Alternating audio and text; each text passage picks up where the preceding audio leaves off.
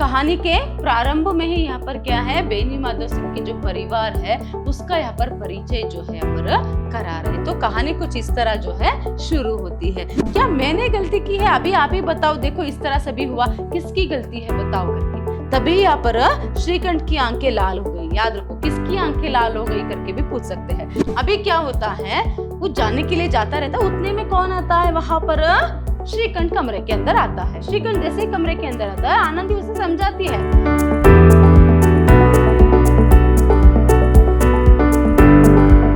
नमस्कार, मैं हूं Harshita, Hindi lecturer, Vidyashram PU college Mysore. आज हम फर्स्ट पीयूसी के हिंदी पाठ्यक्रम से बड़े घर की बेटी जो है उसे देखेंगे। बड़े घर की बेटी कहानी को देखने से पहले हम उसके जो कहानीकार है प्रेमचंद जी, उनका जो परिचय है वहां देखेंगे।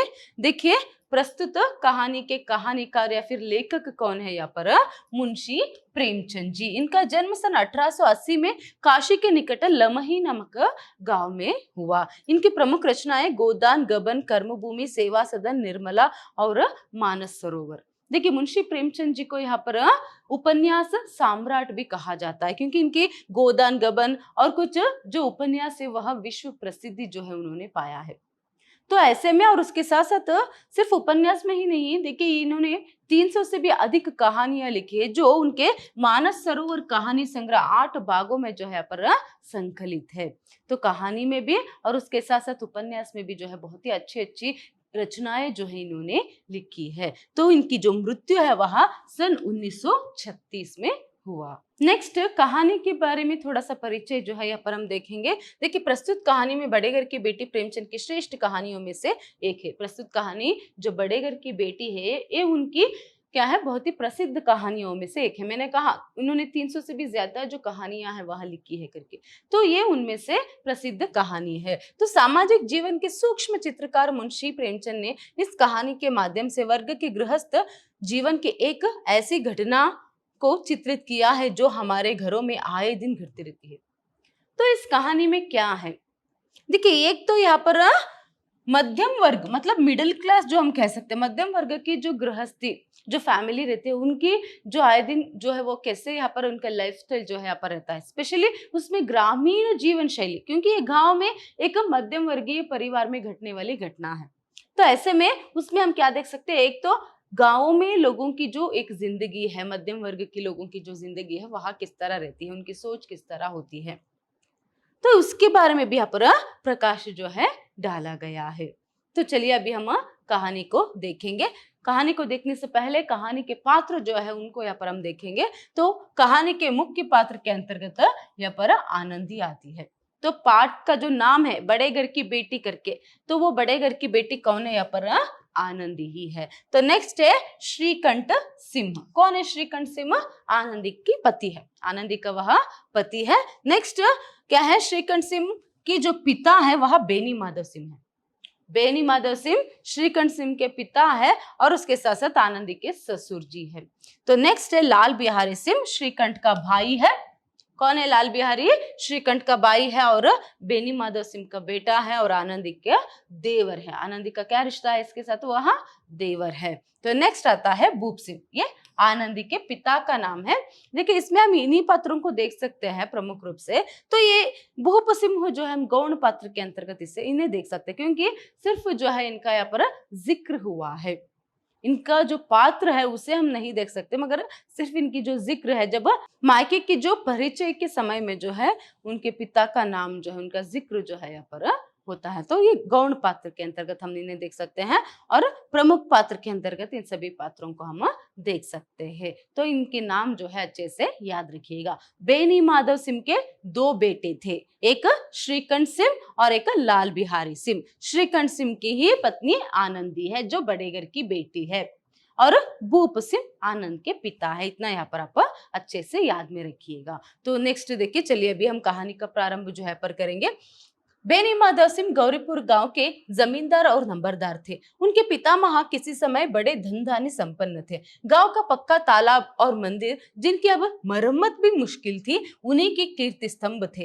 कहते हैं इस दरवाजे पर हाथी झूमता था। अब उनकी जगह एक बूढ़ी भैंस थी, जिसके शरीर में अस्थि पंजर के सिवा और कुछ शेष ना रहा था, पर दूध शायद बहुत देती थी, क्योंकि एक ना एक आदमी हांडी लिए उसके सिर पर सवार ही रहता था। बेनी माधव सिंह अपनी आधी से अधिक संपत्ति वकीलों को भेंट कर चुके थे। कहानी के प्रारंभ में ही यहाँ पर क्या है, बेनी माधव सिंह की जो परिवार है उसका यहाँ पर परिचय जो है यहाँ पर करा रहे। तो कहानी कुछ इस तरह जो है शुरू होती है। देखिए, पर बेनी माधव सिंह जो है वहां गौरीपुर गांव के जमींदार और नंबरदार थे। ये अच्छे से याद में रखिएगा। जो आनंदी के ससुर बेनी माधव सिंह है, वहां क्या है, गौरीपुर गांव में रहते थे और वहां के वहां नंबरदार और जमींदार थे। तो उनके पितामह किसी समय बड़े धनधान्य संपन्न थे। बेनी माधव सिंह नहीं, अभी वहां एक माध्यमिक परिवार में आते हैं, मिडिल क्लास में जो है वहां आते हैं, मगर क्या है, अभी उनके पितामह जो है, उनके दादा परदादा से भी बहुत ही बड़े धन धान्य संपन्न थे, बहुत ही अमीर थे। तो उन्होंने ही जो है, मतलब उनके पूर्वजों ने ही जो है गांव में क्या बनवाया था, एक पक्का तालाब और मंदिर जो है बनवाया था। गांव में एक पक्का तालाब और मंदिर उनके पूर्वज, मतलब बेनी माधव सिंह के पूर्वजों ने ही बनवाया था। सिर्फ अभी उसकी मरम्मत भी जो है करवाना बहुत ही मुश्किल था। तो ऐसे में उनके घर में ऐसे पहले समय ऐसा था कि क्या है, घर के सामने हाथी जो है यहाँ पर रहता था। मतलब हाथी पालना मतलब क्या है, उसके लिए कम खर्च नहीं होता, सिर्फ अमीर लोग ही जो है यहाँ पर वहां हाथी पालते थे। तो ऐसे में हाथी जो है पर था। अभी जो है उसकी जगह पर क्या है, एक बूढ़ी भैंस है, जिसके सिर्फ अस्थि पंजर ही जो है यहाँ पर दिखाई देता है, मगर शायद ही वह बहुत ही दूध देता था। तो देती थी, इसीलिए जो है यहाँ पर कोई ना कोई वहां पर हांडी लिए उसके सिर पर सवार रहते थे। मतलब इसका अर्थ यहाँ पर क्या है, वहां पर दूध जो है उससे निकालने के लिए लोग हमेशा तैयार रहते थे। तो इतना सभी जो है यहाँ पर उन्होंने कहा है, किसके बारे में, बेनी माधव सिंह के परिवार के बारे में। क्योंकि देखिए, ठीक है, उनके दादा परदादा सभी अगर इतने अमीर थे, तो ऐसे में ये क्यों अभी क्या है, मिडिल क्लास फैमिली जो है पर बन गए, क्योंकि जो बेनी माधव सिंह है उन्होंने अपने आधे से अधिक संपत्ति वकीलों को भेंट के रूप में दे चुके थे। देखिए, सिर्फ इतने में यहाँ पर 1-1 मार्क के 2 क्वेश्चन जो है यहाँ पर आपको पूछ सकते हैं। एक तो गौरीपुर गांव के जमींदार कौन थे, बेनी माधव सिंह, और एक बेनी माधव सिंह ने अपनी आधी से अधिक संपत्ति किसे भेंट के रूप में दे चुके थे, वकीलों को। तो इन्हें अच्छे से याद में रखिएगा। तो यहाँ पर वह क्या कर रहे हैं, फिलहाल बेनी माधव सिंह के जो घर का जो परिवार जो है उनका जो एक परिचय जो है यहाँ पर करा रहे हैं। आगे देखिए, यहाँ पर ठाकुर साहब के 2 बेटे थे। बड़े का नाम श्रीकंठ सिंह था। उसने बहुत दिनों के परिश्रम और उद्योग के बाद बीए की डिग्री प्राप्त की थी। अब एक दफ्तर में नौकर था। छोटा लड़का लाल बिहारी सिंह दोहरे बदन का सजीला जवान था। आनंदी एक बड़े उच्च किल की लड़की थी। उसके बाप एक छोटी सी रियासत के ताल्लुकेदार थे। विशाल भवन, एक हाथी, 3 कुत्ते, बाज, बहरी, शिकरे, झाड़ फानूस, ऑनरेरी मजिस्ट्रेटी और ऋण जो एक प्रतिष्ठित तालुकेदार के भोग्य पदार्थ थे, यह सभी विद्यमान थे। नाम था भूप सिंह। पहले बेनी माधव का परिचय हुआ, अभी उसके बाद देखिए यहाँ पर ठाकुर साहब का अर्थ यहाँ पर क्या है, याद रखो, बेनी माधव सिंह। बेनी माधव सिंह के 2 बेटे थे। बड़े का नाम जो है वह श्रीकंठ सिंह था। उसने बहुत दिनों के बाद परिश्रम करके, मतलब काम भी करते हुए, मेहनत भी करते हुए जो है वहां उसने अपनी बीए की डिग्री जो है यहाँ पर प्राप्त की थी। अभी वहां क्या है, एक दफ्तर में जो है वहां एक नौकर का काम जो है कर रहा है। तो वही जो दूसरा बेटा है, दूसरा लड़का मतलब दूसरा बेटा है लाल बिहारी सिंह। लाल बिहारी सिंह जो है वह दोहरे बदन का सजीला जवान था, और क्या है यहाँ पर, वो बिल्कुल जो है श्रीकंठ सिंह के विपरीत था, या फिर ये कह सकते हैं कि श्रीकंठ सिंह जो है वह लाल बिहारी के विपरीत था। क्योंकि लाल बिहारी जो है वह गांव में ही रहने वाला है, वह क्या है, ज्यादा उसने पढ़ाई जो है नहीं की है। तो ऐसे में क्या है, वह एक पहलवान था, ये भी हम कह सकते हैं। तो ऐसे में सुबह उठते ही लाल बिहारी सिंह जो है 2 सेर ताजा दूध जो है ऐसे ही वह पी लेता था। हर दिन वह 2 सेर दूध जो है पी लेता था, कसरत करता था। इसीलिए तो यहाँ पर दिया गया है आपको कि क्या है, वह एक दोहरे बदन का सजीला जवान था और क्या है, बहुत ही सुंदर था। तो ऐसे नेत्र प्रिय गुण जो हम कह सकते हैं, ऐसे नेत्र प्रिय गुण जो है यहाँ पर किसमें नहीं था, श्रीकंठ सिंह में है। क्योंकि श्रीकंठ सिंह क्या है, दुबला पतला सा लंबा सा था। जहां पर ये हट्टा कट्ठा था और सुंदर था देखने के लिए, वही श्रीकंठ सिंह दुबला पतला था। सिर्फ इतना ही नहीं, देखिए वो क्योंकि ज्यादातर वो पढ़ाई करता था, काम करता था, तो ऐसे में उतना समय जो है अपनी सेहत के लिए वो नहीं दे पाया। तो इसीलिए ज्यादातर कुछ ना कुछ उसकी कमरे से खरल की आवाज सुनाई देती थी करके भी यहाँ पर पाठ में दिया है। इसका मतलब आयुर्वेदिक मेडिसिन जो है वह यूज करता था अपने शरीर के लिए, और अपने शरीर और चेहरे को सुंदर बनाने के लिए जो है वहाँ, सेहत को अच्छा बनाने के लिए जो है वहाँ क्या करता था, यहाँ पर कुछ आयुर्वेदिक मेडिसिन जो है यहाँ पर यूज करता था। तो इसीलिए यहाँ पर आपको पाठ में दिया गया है कि क्या है, यहाँ पर कलकत्ते और उसके साथ साथ लाहौर के वैद्यों से, वैद्य मतलब क्या पर डॉक्टरों से क्या है आना जाना था, मतलब उनके साथ क्या है वहां जाकर आता था। तो ये सभी जो है यहाँ पर आपको दिया गया। जो लाल बिहारी सिंह है वो कसरत करता था, पहलवानी करता था। तो ये सभी उनका परिचय हो गया। किसका परिचय हुआ अभी, लाल बिहारी सिंह, श्रीकंठ सिंह और उसके साथ साथ यहाँ पर बेनी माधव सिंह की जो पूरे परिवार है उसका परिचय यहाँ पर हो गया। तो वही आगे नेक्स्ट देखिए यहाँ पर आपको भूप सिंह, मतलब कौन है भूप सिंह, आनंदी के पिता। यहाँ से जो है आपको आनंदी के जो घर है उसका जो यहाँ पर परिचय जो है होता है। तो आनंदी एक बड़े उच्च कुल की लड़की थी, तो उसके बाप एक छोटे से रियासत के जो है यहाँ पर ताल्लुकेदार थे। तो देखिए उनका घर किस तरह था, बहुत ही विशाल था। उनके घर में हाथी, कुत्ते और उसके साथ साथ बाज, बहरी, शिकरे सभी, मतलब अलग अलग तरीके के पंछियां है, तो ये सभी जो है उसके घर में थे। और जाट, फानूस, ऑनरेरी मैजिस्ट्रेट, मतलब सब कुछ किस तरह क्या है, एक बहुत ही अमीर खानदान के लोग किस तरह रहते हैं ना, ऐसे ही इनकी जीवन शैली थी। तो ऐसे में यहाँ पर आनंदी जो है बहुत ही बड़े घर की बेटी थी, इसीलिए पाठ का जो शीर्षक है, मतलब टाइटल जो है वहां भी आपको बड़े घर की बेटी करके रखा गया है। आनंदी के घर में भोग विलास के सभी चीजें जो है थी, क्योंकि बड़े घर की बेटी है, उनके पिता जो है बहुत ही अमीर थे। मगर क्या हुआ, यहाँ पर दुर्भाग्यवश एक भी बेटा नहीं था, सिर्फ 7 लड़कियां। देखिए सातों जो है पर सिर्फ बेटियां ही थी। तो ऐसे में यहाँ पर क्या कर दिया उन्होंने, पहले जो एक 3 शादी है वो बहुत ही धूमधाम से, बहुत ही पैसे खर्च करके जो है उन्होंने कर दिया। मगर बाद में थोड़े से यहाँ पर तंगी, पैसों की तंगी जो है यहाँ पर होने लगी। तो ऐसे में वो अभी आनंदी जो है वो चौथी लड़की थी, तो इसीलिए उसे भी जब वो लड़का ढूंढते थे, तो ऐसे में क्या हुआ, एक दिन श्रीकंठ सिंह जो है कुछ चंदा मांगने के लिए उनके घर जो है चले गए।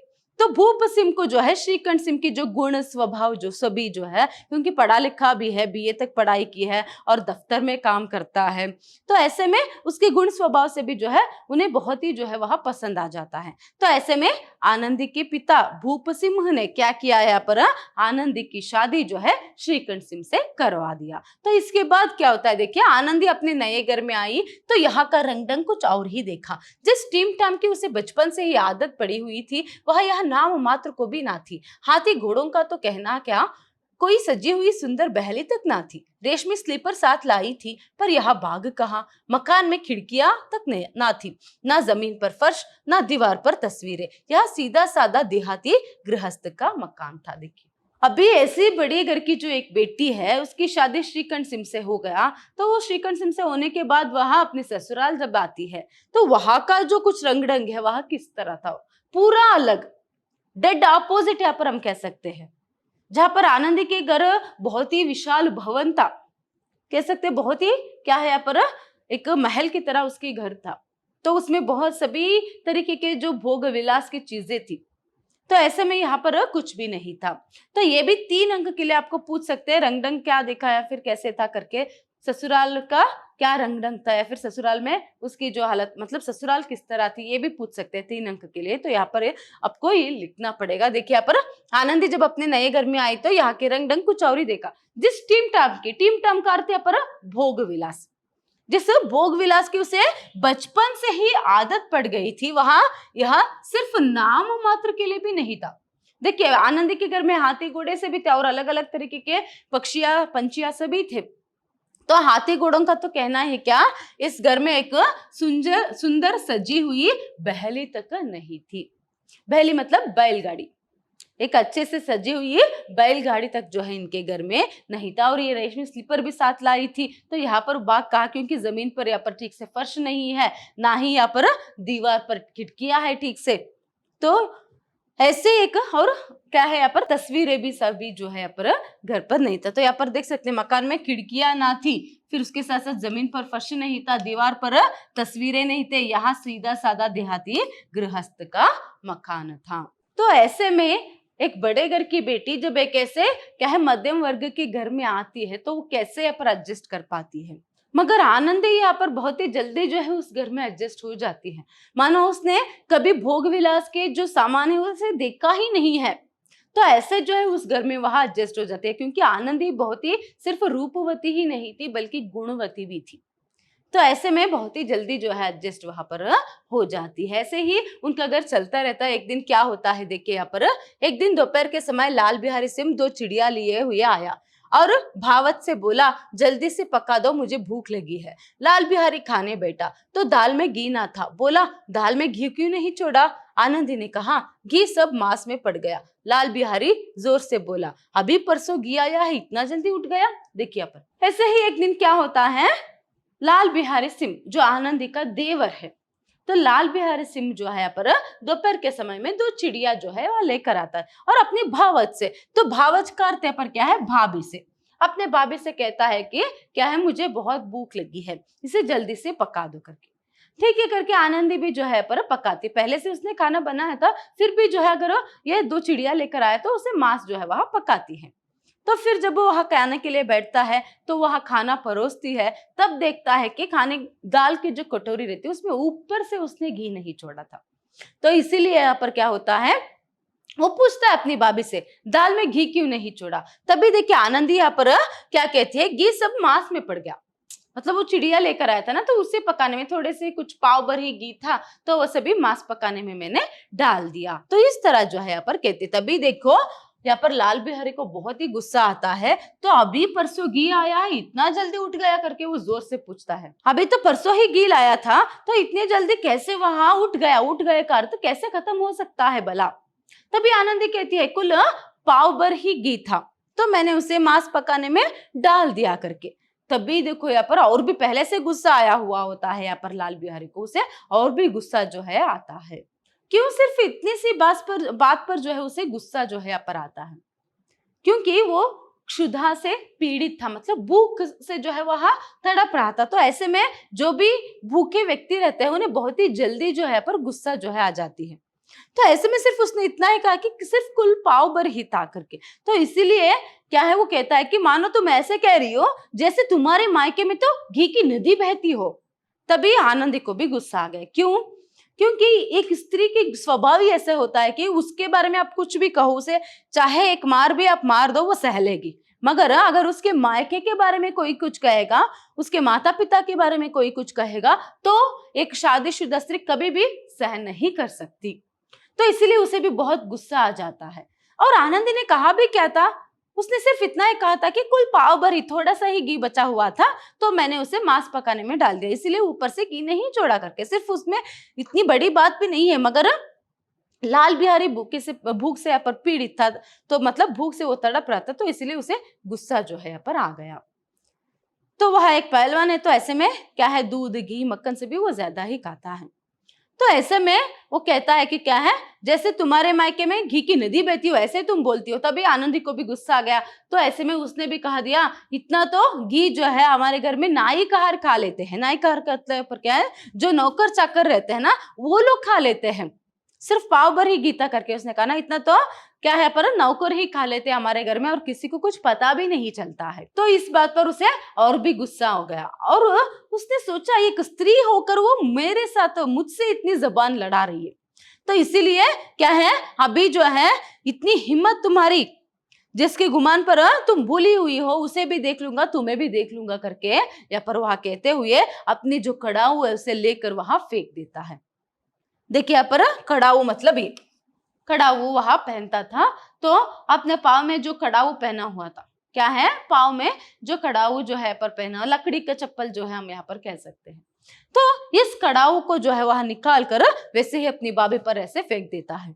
क्या एक स्त्री होकर तुम मुझसे जुबान लड़ा रही हो, इतनी हिम्मत? क्या है पर भैया ने तुम्हें बहुत ही जो है पर चूट दे दी है। तो इस तरह वह कहते हुए क्या है गुस्से से अपनी खड़ाऊ को भी लेकर वहां फेंक देता है। तभी क्या होता है, आनंदी ऐसे हाथ जो है आगे रख लेती है तो उसकी उंगली को यहाँ पर चोट लगती है। देखिए कोई भी एक स्त्री को कोई भी एक पुरुष चप्पल से मारेगा तो कैसे उसे एक फील जो है हो सकता है, जब भी जब जो वो भी जब उसके पति जो है उसके घर में नहीं रहता तभी। तो ऐसे में क्या है वो हाथ से इसे रोक लेती है तो हाथ को चोट लगती है। फिर उसके बाद क्या है उसे बहुत ही गुस्सा आ जाता है, मगर वो कुछ बोलने के लिए नहीं जाती है क्योंकि अभी उसे रियलाइज होता है, मतलब उसे पता है कि लाल बिहारी को भी बहुत गुस्सा आया है। तो ऐसे में क्या है वो गुस्से से जो है कांपती रहती है, सीधा अपने कमरे में चली जाती है, दरवाजा बंद कर लेती है। तो ऐसे में वो क्या है यहाँ पर कुछ बोलने के लिए ही नहीं जाती है। फिर इसके बाद देखिए क्या होता है, श्रीकंठ सिंह शनिवार को घर आया करते थे। बृहस्पति को यह घटना हुई थी। 2 दिन तक आनंदी कोप भवन में रही, ना कुछ खाया ना पिया, उनकी बाट देखती रही। देखिए ये घटना होने के बाद वो जो अपने कमरे में चली जाती है तो वो अपने पति की इंतजार जो है यहाँ पर करती है, क्योंकि ये अकेली स्त्री कुछ तो यहाँ पर लड़ नहीं सकती है। तो कोप भवन में 2 दिनों तक देखिए हमेशा श्रीकंठ सिंह शनिवार को घर आया करता था क्योंकि वो शहर में काम करता था, उनका घर गांव में थी। तो ऐसे में आनंदी अपने ससुराल में ही रहती थी, सिर्फ श्रीकंठ सिंह जो है पर शहर में काम करते हुए वही रहता था और शनिवार को जो है वहां आता था हमेशा हर हफ्ते। तो ऐसे में ये भी याद रखो श्रीकंठ सिंह कब घर आया करता था करके भी एक अंक के लिए प्रश्न पूछ सकते हैं। तो वो शनिवार को घर आया करता था और बृहस्पति को ये घटना हुई। बृहस्पति मतलब बुधवार के दिन, बृहस्पति मतलब क्या है बुधवार के दिन जो है ये घटना घटती है। इसके बाद 2 दिन मतलब गुरुवार और शुक्रवार 2 दिन, थर्सडे और फ्राइडे 2 दिन तक वो अपने कमरे में ही बंद रहती है और कोप भवन में ही रहती है। उसने कुछ भी खाया भी नहीं है। तो ऐसे में सिर्फ अपनी पति की बाट देखती रहती है, बाट काटते पर रास्ता जो है वहां देखती रहती है, इंतजार जो है करती रहती है। तो ऐसे में यहाँ पर क्या होता है, श्रीकंठ 2 दिन तक वो इंतजार करती है। उसके बाद शनिवार हमेशा की तरह किस तरह वो शाम में जो है गांव आता था, अपने घर आता था, वैसे ही वहां आया। तो वैसे ही वहां आकर जो है यहाँ पर घर के बाहर ही जो है वहां लोगों से बात करते हुए बैठ गए। मतलब हमेशा जब भी वो हर हफ्ते आते थे तो यहाँ पर क्या होता था, वो सीधा अपने कमरे में नहीं जाते थे बल्कि हाथ मुंह धोकर घर के आंगन में ही जो है फिर घर के हॉल में ही जो है बैठकर लोगों से बातें जो है पर करते थे। तो रात के 10 बजने के बाद जो है यहाँ पर वो क्या है अपने खाना वाना खाकर अपने कमरे में जो है वहां गए। तो इससे पहले भी जो है यहाँ पर क्या है लाल बिहारी ने कहा था कि भाभी को थोड़ा सा संभल कर रहने के लिए कहो करके। तो क्या हुआ करके कहने पर क्या है श्रीकंठ पूछता है क्यों क्या हुआ करके, तभी वो सिर्फ इतना ही कहता है कि क्यों नहीं ऐसे ही अपने आप ही क्या है पर बिगड़ जाती है। तो ऐसे में क्या है उस बात को सुनकर, भाई की शिकायत को सुनकर श्रीकंठ को आनंदी पर ही जो है पर गुस्सा आता है।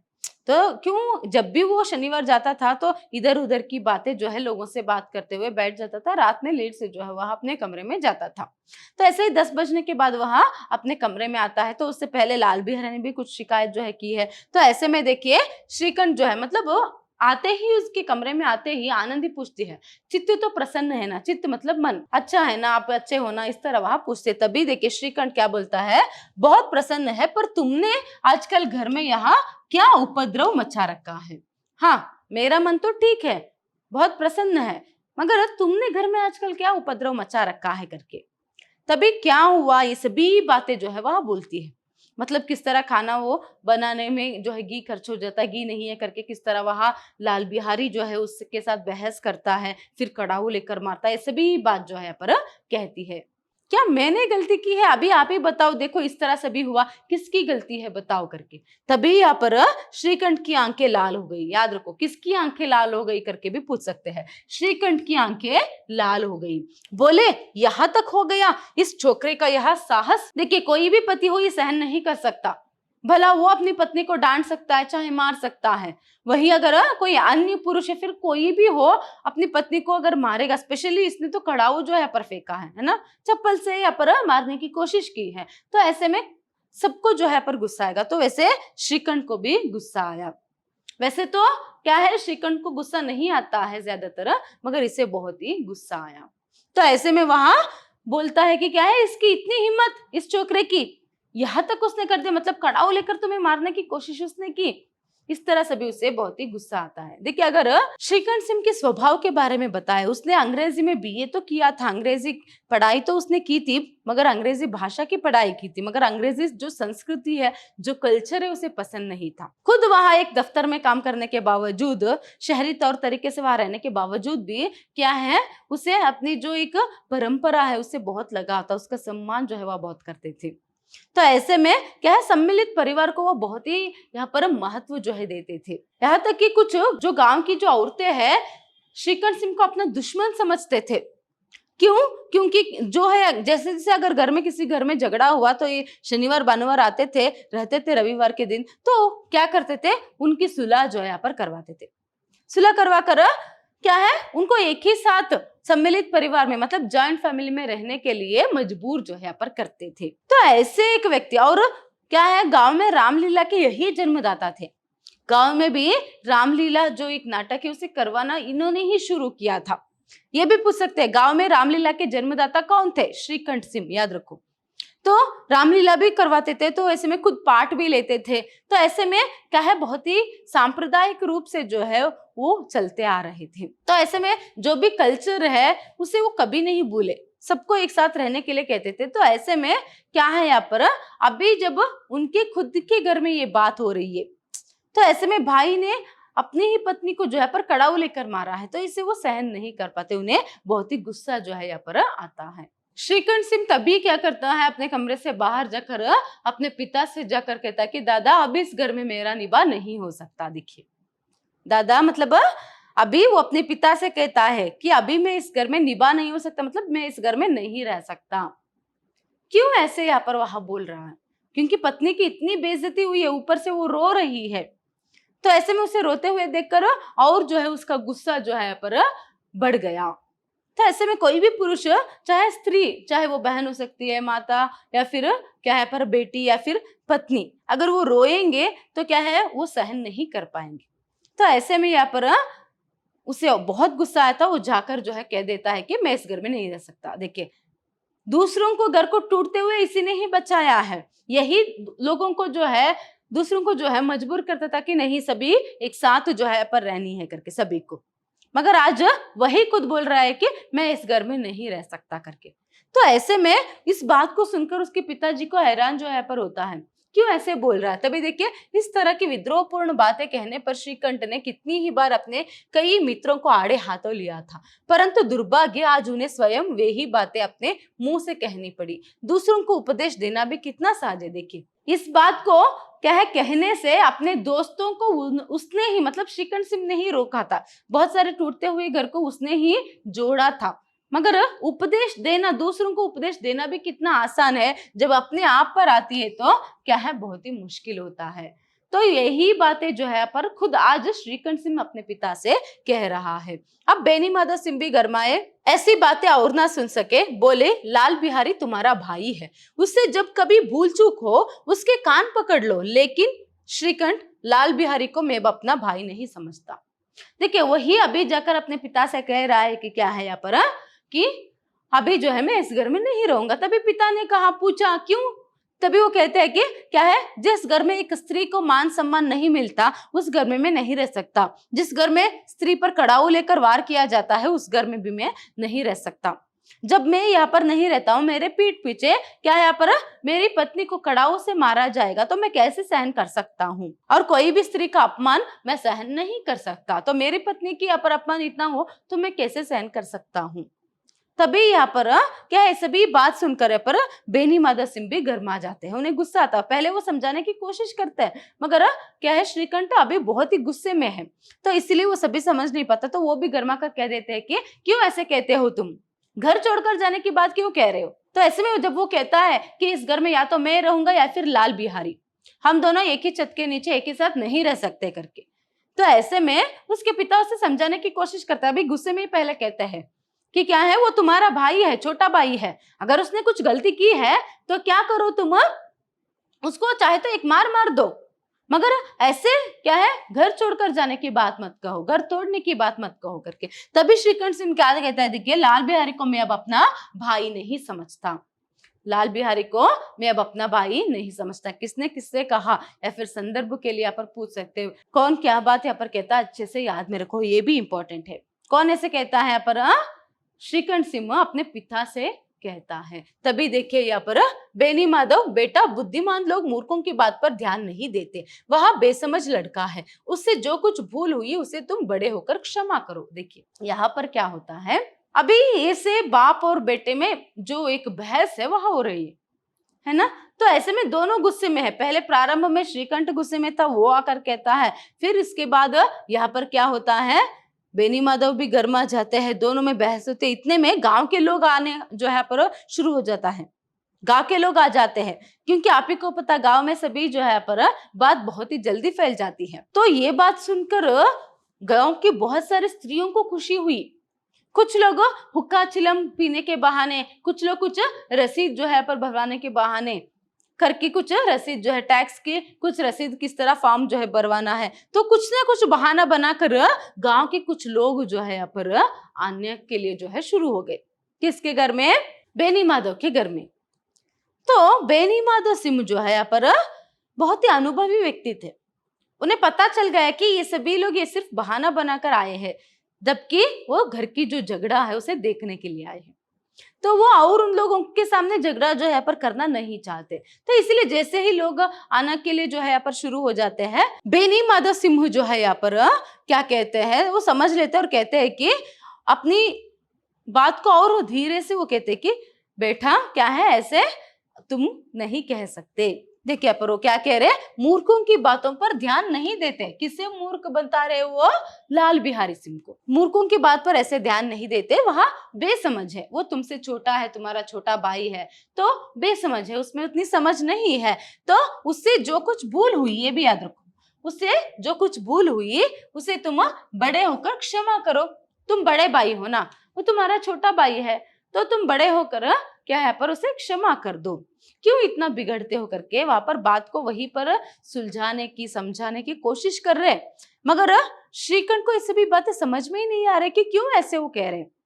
जो अब तक गुस्से में बात करते थे, लोगों के आने तक जो है वो लाल बिहारी के साइड में ही, उनके उसके पक्ष में ही वह बात करते थे कि क्या है, तुम्हारी भी पत्नी को तुमने ज्यादा छूट देकर रखा है, घर की औरतों को मर्दों के सामने इस तरह बातें जो है नहीं करनी चाहिए, कितनी जुबान जो है वह लड़ाती है, इस तरह से भी उसने कहा। मगर बाद में क्या हुआ, जैसे ही लोग आने के लिए शुरू हो गए, तभी क्या है यहाँ पर वो समझ गया और इस तरह कुछ बात को वहीं पर निपटाने की कोशिश कर रहे। मगर श्रीकंठ सिंह शहर में काम करने वाला है, तो गांव के लोगों की जो क्या है सोच है वो सभी उसे पता ही नहीं चला। तो उसने यहाँ पर कह दिया कि क्या है, नहीं, मैं उसे माफ नहीं कर सकता, ये सहन नहीं कर सकता, तो या तो वो इस घर में रहेगा या तो मैं इस घर में रहूंगा करके वो कह देता है। तो ऐसे में ये सभी जो बातें वो बोल रहा था ना, वो सभी जो लाल बिहारी दरवाजे के पास खड़े होकर जो है वह सुन रहा था। देखिए पर लाल बिहारी सिंह दरवाजे की चौखट पर चुपचाप खड़ा बड़े भाई की बातें सुन रहा था। वह उनका बहुत आदर करता था। उसे कभी इतना साहस ना हुआ था कि श्रीकंठ के सामने चारपाई पर बैठ जाए, हुक्का पी ले या पान खा ले। बाप का भी वह इतना मान ना करता था, श्रीकंठ का भी उस पर हार्दिक स्नेह था। देखिए यहाँ पर दोनों भाइयों में रिश्ता जो है वह कैसा था। देखिए लाल बिहारी को ये बात सुनकर, नहीं मैं उसका चेहरा तक नहीं देखना चाहता और मैं उसके साथ एक ही घर में नहीं रह सकता करके किस तरह वो कह रहा है, उसको सुनकर बहुत ही दुख होता है। पहले से उसके मन में थोड़े से कन्फ्यूजन थे। वो सोच रहा था कि भाई आएंगे, जब उन्हें पूरी बात जो है पता चलेगा, अगर भाभी सब बात बता देगी तो क्या करेंगे। उसने सोचा था क्या है, कुछ डांट सकते हैं या फिर एक आध थप्पड़ भी वहां लगा सकते हैं। मगर यहाँ तो भाई चेहरा तक नहीं देखना चाहते, एक साथ नहीं रह सकते, अलग होने की बात कह रहे, तो वो सहन नहीं कर पाता, क्योंकि दोनों भाई में बहुत ही प्रेम था। और स्पेशली लाल बिहारी जो है बहुत ही मान, जितना अपने बाप का बस सम्मान जो है वह नहीं करता था, उतने अपने भाई को जो है वह करता था। और श्रीकंठ को भी जो है हार्दिक स्नेह, बहुत ही प्यार जो है अपने छोटे भाई से वहां करता था। तो ऐसे में अचानक एक घटना से जो है इतना कड़वाहट कैसे भाई के मन में आ गई। तो ऐसे में क्या है पर देख सकते कि क्या है, वो अपने भाई के सामने कभी चारपाई पर नहीं बैठता था, हुक्का तक नहीं पीता था, पान तक नहीं खाता था, मतलब उतना रेस्पेक्ट जो है अपने भाई का यहाँ पर करता था। तो आज वही भाई इस तरह सभी कह रहे हैं तो उसे सहन नहीं हो पाता है। उसे ये सभी बात सुनकर बहुत ही जो है दुख जो है पर होता है। जैसे मैंने पहले कहा, उसने सोचा था कि एक आध थप्पड़ भी जो है वहां मार ले, मगर ऐसा नहीं हुआ। वहां तक यहाँ सिर्फ शक्ल भी जो है नहीं देखना पसंद कर रही। कौन? श्रीकंठ। तो ऐसे में उसे बहुत ही बुरा लगता है। देखिए किस तरह यहाँ पर कहा गया है कि बहुत ही स्नेह था, बहुत ही प्यार करता था श्रीकंठ अपने भाई से, कि जब भी वहां आता था कुछ ना कुछ तो अपने छोटे भाई के लिए लेकर आता था। तो ऐसे में जब वहां अखाड़े में जो है लड़ता था, तो जब उसने जीता था, मतलब जब भी वो जीता था, तो क्या है पर 5 रुपए के क्या है पर सिक्के उसने या फिर 5 रुपए के नोट ऐसे ही उड़ा दिए थे। बहुत पैसे जो है खुशी से ऐसे ही उसने खर्च कर दी थी। तो इस तरह से भी दोनों भाइयों में जब स्नेह था, प्रेम था, तो ऐसे में अचानक भाई इस तरह कह रहे, उसे बहुत ही दुख होता है। तभी देखिए क्या होता है, वहां रोता हुआ घर आया, कोठरी में जाकर कपड़े पहने, आंखें पोंछी, जिसमें कोई यह ना समझे कि रोता था। तब आनंदी के द्वार पर आकर बोला, भाभी भैया ने निश्चय किया है कि वह मेरे साथ घर में ना रहेंगे। अब वहां मेरा मुंह नहीं देखना चाहते, इसलिए अब मैं जाता हूँ, उन्हें फिर मुंह ना दिखाऊंगा। मुझसे जो कुछ अपराध हुआ उसे क्षमा करना। देखिए उसे बहुत ही दुख होता है, वो चुपके से धीरे से अपने कमरे में चला जाता है। तो वो अपने आंखों को जो है मतलब आंसुओं को जो है वहां पहुंचता है, ताकि कोई ये पहचान ना सके कि वो रो रहा था, है ना। तो ऐसे में वो सीधा अपने कपड़े से भी पैक करके क्या करता है, वो बैग उठाकर सीधे अपने भाभी के कमरे के पास जाता है। दरवाजे के चौखट पर खड़े होकर, कमरे के दरवाजे के चौखट पर खड़े होकर कहता है कि क्या है, भाभी भैया ने निश्चय किया है कि वह मेरे साथ इस घर में नहीं रहेंगे, अब वह मेरा मुंह नहीं देखना चाहते, इसलिए मैं इस घर से जा रहा हूँ, और मुझसे जो कुछ अपराध हुआ उसे क्षमा करना। याद रखिए ये भी इंपॉर्टेंट है। किसने कहा? लाल बिहारी ने कहा। किससे कहा? अपनी भाभी आनंदी से कहा। तो यहाँ तक उसे भी थोड़ी सी जो है मतलब लाल बिहारी को भी अभी लग रहा था कि ठीक है उसने भी गलती जो है पर की है, जो भी हो कड़ाऊ लेकर उसे नहीं मारना था। फिर भी यहाँ पर क्या होता है, भाई से वो माफी मांग लेगा करके उसने सोचा था, मगर उससे पहले जब भाई बात कहता है, श्रीकंठ से में बात कहता है, तो उसे सुनकर बहुत ही बुरा लगता है, और वो आकर अपने कपड़े से भी पैक करके भाभी से कह रहा है कि मैं इस घर में नहीं रहूंगा, अभी मैं जा रहा हूँ यहाँ से, मुझसे जो कुछ अपराध हुआ, मैंने जो कुछ पर अपराध किया, तो उसे आप माफ कर देना करके वो अपनी भाभी से माफी जो है मतलब आनंदी से माफी जो है वहां मांग रहा है। तभी देखिए यहाँ पर आनंदी ने लाल बिहारी की शिकायत तो की थी, लेकिन अब मन ही मन पछता रही थी। वह स्वभाव से ही दयावती थी, उसे इसका तनिक भी ध्यान नहीं था कि बात इतना बढ़ जाएगी। वह मन में अपने पति पर झुंझला रही थी कि यहाँ इतने गर्म क्यों होते हैं। देखिए अभी लाल बिहारी भी आकर वो माफी मांग रहा है, और यहाँ पर जो है जैसे ही लाल बिहारी ने कहा कि वो मेरे साथ नहीं रह सकते, तो क्या है मैं ही घर छोड़कर चला जाऊंगा, आप ही अच्छे से रहो, मुझे माफ करो, तो ये सभी बात सुनकर उसे बहुत ही बुरा जो है पर लगता है। पहले वो गुस्से में थी, अभी उसके मन में जो भी कड़वाहट गुस्सा जो भी लाल बिहारी के प्रति था वो सभी निकल गया। पहले से थोड़ा सा कम हुआ था, बाद में और भी जो है पर निकल गया। और वो स्वभाव से दयावती थी, जैसे मैंने कहा वो रूपवती थी, गुणवती थी, वह दयावती थी स्वभाव से। तो गुस्से में तो अपने पति से उसने शिकायत कर ली, और उसने ये सोचा, गेस तक नहीं किया था कि क्या है बात इतनी बिगड़ जाएगी।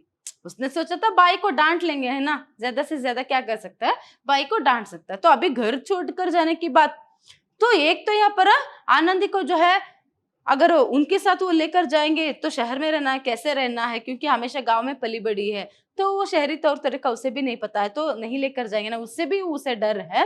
फिर उसके बाद अभी लाल बिहारी ने भी माफी मांग लिया, तो उस पर उसे दया आ गई। तो ऐसे में क्यों ऐसे इतना जो है पति इतने क्यों गर्म हो गए करके पति पर ही जो है उसे गुस्सा आता है। तो वो ये सभी मन ही मन सोचती रहती है। इतने में लाल बिहारी वापस जो है इतना कहकर वो निकलने के लिए जाता है। तभी लाल बिहारी इतना कहकर लौट पड़ा और शीघ्रता से दरवाजे की ओर बढ़ा। अंत में आनंदी कमरे से निकली और उसका हाथ पकड़ लिया। लाल बिहारी ने पीछे फिर के देखा और आंखों में आंसू भरे बोला, मुझे जाने दो। देखिए अभी क्या होता है, वो जाने के लिए जाता रहता, उतने में कौन आता है वहां पर, श्रीकंठ कमरे के अंदर आता है। श्रीकंठ जैसे ही कमरे के अंदर आता है, आनंदी उसे समझाती है, अभी छोड़ दो ना, इतने क्यों बात को बढ़ा रहे हो। और क्या है, देवर जी, देवर जी मतलब कौन है यहाँ पर, लाल बिहारी सिंह, वो घर छोड़कर जा रहे, जाओ जाकर उसे रोको। तभी वो चुप ही रहता, पहले फिर से कहते कि जाओ जाकर उसे रोको, कहता है कि मैं नहीं रोकूंगा। तो ऐसे में क्या है, इतना वो कहते रहते हैं, यहाँ पर वो भी जाते रहता है। तो जैसे ही वो घर के मुख्य द्वार पर आता है, पति को तो कह कहकर तक गई कि जाओ उसे रोक लो करके, बाद में तुम ही पछताओगे, देखो रोक लो करके, मगर वो मानता नहीं है। तो ऐसे में वो भी जाता रहता है ना, तो वो कमरे से घर के मेन डोर जो रहता है वहां से बाहर निकलने के लिए वहां तक जैसे ही जाता है, खुद आनंदी ही आती है, आकर लाल बिहारी के हाथ को वहां पकड़ लेती है। तभी लाल बिहारी की आंखों में भी पूरे आंसू जो है भरे हुए हैं, तो वो पीछे मुड़कर देखकर कहता है कि मुझे जाने दो। तो अब श्रीकंठ का हृदय भी पिघला, उन्होंने बाहर आकर लाल बिहारी को गले से लगा लिया। दोनों भाई खूब फूट फूट कर रोए। लाल बिहारी ने सिसकाते हुए कहा, भैया अब कभी मत कहना कि तुम्हारा मुंह ना देखूंगा, इसके सिवा आप जो दंड देंगे मैं सहर्ष स्वीकार करूंगा। जैसे आनंदी उसके हाथ पकड़ लेती है, वो कहता है कि मुझे छोड़ दो भाभी, मुझे मत रोको करके। तभी वो कहते कि नहीं, मैं तुम्हें जाने नहीं दूंगी, ये तुम्हारा घर है, तुम्हें यहीं पर रहना है, मैं तुम्हें जाने नहीं दूंगी। वो कह रहा कि जाने दो। ये सभी बातचीत जो होता रहता है ना, तो इसे सुनकर श्रीकंठ का भी मन पिघल जाता है। वो भी अपने कमरे से बाहर आकर क्या है, लाल बिहारी से गले जो है पर मिल लेता है। तो जैसे ही श्रीकंठ सिंह आकर लाल बिहारी से गले मिल लेता है, तो ऐसे में दोनों भाई फूट फूट कर रोने लगते हैं, क्योंकि दोनों में बहुत ही प्रेम था। तो ऐसे में कुछ गुस्से के कारण जो है, इसने क्या है, श्रीकंठ ने ऐसा कह दिया था इस बात को कि मैं उसका शक्ल नहीं देखूंगा, उसके साथ नहीं रहूंगा करके। मगर बाद में अभी गुस्सा थोड़ा सा कम होने के बाद आनंदी भी समझाती है, तो उसे रियलाइज होता है, अभी वो आकर गले मिलता है। तो ऐसे में दोनों फूट फूट कर रोते हैं और सिसकाते हुए ही, जैसे रोते समय सिसकते हैं ना, तो ऐसे सिसकाते हुए ही लाल बिहारी कहता है कि भैया अब कभी मत कहना कि तुम्हारा मुंह ना देखूंगा, इसके सिवा आप जो दंड देंगे, दंड मतलब पनिशमेंट, तुम ऐसे मत कहो कि मैं तुम्हारा मुंह नहीं देखूंगा, साथ नहीं रह सकता करके। चाहे अगर मैं कुछ गलती करूंगा तो तुम कुछ भी दंड दो, कुछ भी पनिशमेंट जो है मुझे दो, मैं सहर्ष खुशी से जो है स्वीकार करूंगा, मगर कभी भी मुझे छोड़कर जाने की बात मत कहो। इस तरह जो है पर लाल बिहारी भी कहता है। तो ऐसे में देखिए, आनंदी की वजह से क्या है, जो दोनों भाई जो अलग हो रहे थे, जो घर जो टूट रहा था, उसे फिर से जो है वह एक हो जाते हैं। कौन ये सभी ठीक करती है? आनंदी ही ठीक करती है। तो ऐसे में यहाँ पर क्या होता है, बेनी माधव सिंह बाहर से आ रहे थे, दोनों भाइयों को गले मिलते देखकर आनंद से पुलकित हो गए, बोल उठे, बड़े घर की बेटियां ऐसी ही होती है, बिगड़ता हुआ काम बना लेती है। देखिए, तो ऐसे में क्या है, जब बेनी माधव सिंह सभी जो है पर लोगों से निपटा करो, वो जैसे ही यहाँ पर आते हैं, आते हुए देखते हैं कि दोनों भाई अभी गले मिले हुए हैं, तो उसे देखकर उन्हें बहुत ही आनंद, मतलब बहुत ही खुशी जो है यहाँ पर होती है। और आनंद से कहते हैं कि क्या है, बड़े घर की बेटियां ऐसी ही होती है, बिगड़ता हुआ काम बना लेती है, क्योंकि आनंदी ने ही यहाँ पर कॉम्प्रोमाइज करवाया, आनंदी ने ही श्रीकंठ सिंह को समझाया है। तो ऐसे में क्या है, बड़े घर की बेटियां ऐसे संदर्भ के लिए पूछ सकते, किसने कहा? बेनी माधव सिंह ने कहा आनंदी से। तो ऐसे में बड़े घर की बेटियां ऐसी ही होती है, बिगड़ता हुआ काम, जो घर टूट रहा था, जो काम बिगड़ रहा था, उसे भी वह बना लेती है, यही उनकी संस्कार है। इस तरह सभी वहां आनंदी की तारीफ जो है करते हैं। देखिए, बेनी माधव सिंह ने ही यहाँ पर पहले आनंदी की शिकायत या फिर जो है उसके बारे में बुरा जो है पर श्रीकंठ सिंह से कहा था, स्त्री होकर इतना जुबान नहीं लड़ाना है, उसे घमंड है, ऐसा वैसा सभी करके। मगर अभी दोनों भाइयों को गले मिलते देख, दोनों बेटे जो है पर गले मिले हुए हैं, मतलब उनमें जो भी झगड़ा था उसे किसने? आनंदी ने सुलझाया है। तो ऐसे में वो उसकी तारीफ जो है अभी कर रहे। तभी गांव में जिसने यह वृत्तांत सुना, उसी ने इन शब्दों में आनंदी की उदारता को सराहा, बड़े घर की बेटियां ऐसी ही होती है। जब वो पूरे गांव में ये वृत्तांत, मतलब जब वो पूरे गांव में इस बात को जो है वह जान लेते, मतलब ये बात फैल जाती है कि क्या है, घर टूटने वाला था, आनंदी ने ही अपने पति को समझाया, फिर सभी अभी एक साथ फिर रह रहे हैं, दोनों भाई में सुलह आनंदी ने ही करवाया। तभी सभी लोग ऐसे ही जो है आनंदी की तारीफ कर रहे थे कि क्या है, बड़े घर की बेटियां ऐसे ही होती है। तो इस तरह जो है यहाँ पर कहानी पूरा होता है। आपको यहाँ पर देखिए, कहानी यहाँ पर खत्म हो जाती है, मगर यहाँ पर एक संदेश जो है रहता है कि हमेशा जो है, अगर एक घर में हम रहते हैं, स्पेशली अगर वो जॉइंट फैमिली है, तो क्या है, कुछ ना छोटी मोटी जो अनबन है वो होती रहती है। तो उस बात को यहाँ पर बड़ा जो है नहीं बनाना है। स्पेशली स्त्रियों में ये दया भाव जो है रहना बहुत ही जरूरी है। अगर एक घर की जो एक स्त्री है, चाहे वो माँ के रूप में हो या फिर बहन के रूप में हो या फिर बहू के रूप में, जो भी हो, अगर वह दयावती है, बहुत ही गुणवती है, तो वो एक घर को अच्छे से संभाल सकती है। तो इस तरह यहाँ पर क्या है, हमेशा जो है क्रोध से नहीं, मतलब गुस्से में कुछ भी डिसीजंस जो है यहाँ पर नहीं लेना है। पहले आनंदी भी गुस्से में थी, लाल बिहारी भी गुस्से में, उसने गुस्से में ही कड़ा वो फेंका और आनंदी ने ही गुस्से में ही क्या है उसकी शिकायत, लाल बिहारी की शिकायत अपने पति से कहा। और जो श्रीकंठ है उसने भी क्या किया, गुस्से में ही कहा कि मैं अपने भाई के साथ नहीं रह सकता, उसका शक्ल नहीं देखूंगा, अलग होने की बात उसने कह दी। ये सभी किस लिए हुआ, गुस्से में ही। इसीलिए गुस्से में कभी भी क्या है पर कुछ भी डिसीजंस जो है नहीं लेनी है। तो इस तरह जो है यहाँ पर एक मध्यम वर्गीय परिवार जो है किस तरह यहाँ पर रहते हैं, तो अनबन तो होती रहती है, वैसे भी फिर भी वो क्या है एक साथ जुड़े रहते हैं, ये यहाँ पर हम देख सकते हैं।